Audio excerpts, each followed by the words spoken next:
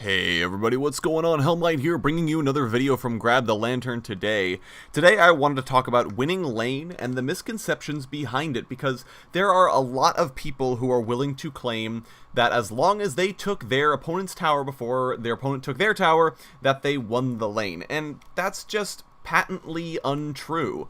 You can definitely win the lane without having to do that, and you can lose the lane having done that. And I think it's very, you have to be paying attention to the actual situation behind the game and think about what is the comparison between you and your lane opponent.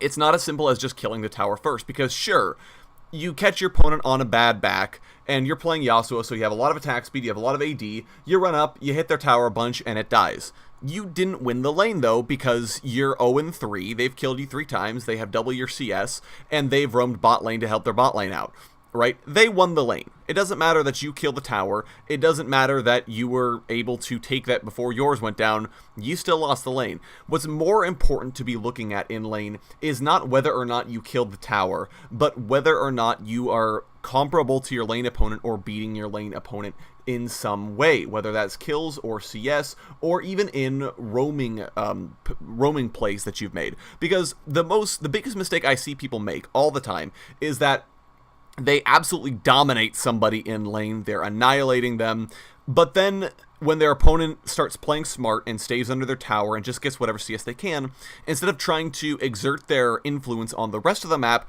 they stay top lane to continue bullying this champion. Well, that's not necessarily a bad thing if they're playing a late game scaling champion. If you're playing Vayne, sometimes it's a better idea to just stay in lane and keep making her have a bad time. But unfortunately, that's not always the case. Sometimes it is a better idea to leave the lane and go help somebody else. Because if you just sit under the tower, for example, against a Teemo, and you continue bullying him, well, the Teemo's not really going to get any stronger. The early game is his only time to shine. If he's getting bullied, then he's not going to be worth much in the late game. So at that point, staying top lane to try and kill him again or to try and deny him CS is pretty worthless. He's not going to get that much stronger, even if you give him free roam. And as long as he's not killing the first tower of the game, you're completely free to go roam. And in fact, you should, because if you're ahead in the lane, if you have kills, if you have CS, you can afford to do so, and you can actually make plays elsewhere on the map. So for example, if your bottom lane is losing, but you're winning top, it might be a good time to look for a teleport gank. If you're winning mid, but your top lane is losing, or your jungler is doing poorly, go help them out, leave the lane, because at the end of the day, even if your opponent kills their tower, if you're able to take your success and help other lanes get success because of how well you're doing, then across the board your team is doing better, as opposed to if you just stand in your lane, fail to kill your opponent again, and watch them continue to get whatever CS they can, but then the rest of the map is losing.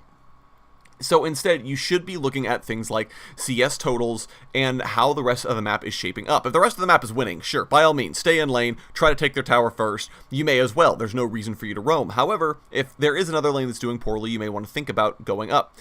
You also want to be looking at CS totals. Sure, you might be bullying them, but if you're wasting a lot of mana trying to bully them and then missing CS because of it, and they're lights out on their CS totals, you may not be ahead. In fact, you'll be behind even though their health total is lower than yours at all point in the game, and they can't possibly duel you. The other thing to think about is, do you have kills up on your, even if you have kills up on your opponent, do you have the CS lead? Because if your opponent's 30 CS up and you've only killed them once, your opponent's probably actually ahead in gold. So that means that you probably should be staying in lane to try and keep farming, and even if you kill their tower at that point, they still won the lane. So the important thing to think about here is that the conditions for winning the lane vary based on who you're playing, where you are in the game, and what the rest of your team is doing, and not just based on did you kill their tower before they killed yours. So I hope that cleared up a few misconceptions. Go ahead and let me know what you guys think of this in the comments section down below. And thank you guys so very much for watching. I do really appreciate it. If you enjoyed the video, go ahead and leave a like. If you really enjoyed the video, consider subscribing. I upload a video every Monday, Friday, and on patch days as well. Once again, thank you all so very much for watching. I do appreciate it, and I will talk to you all later.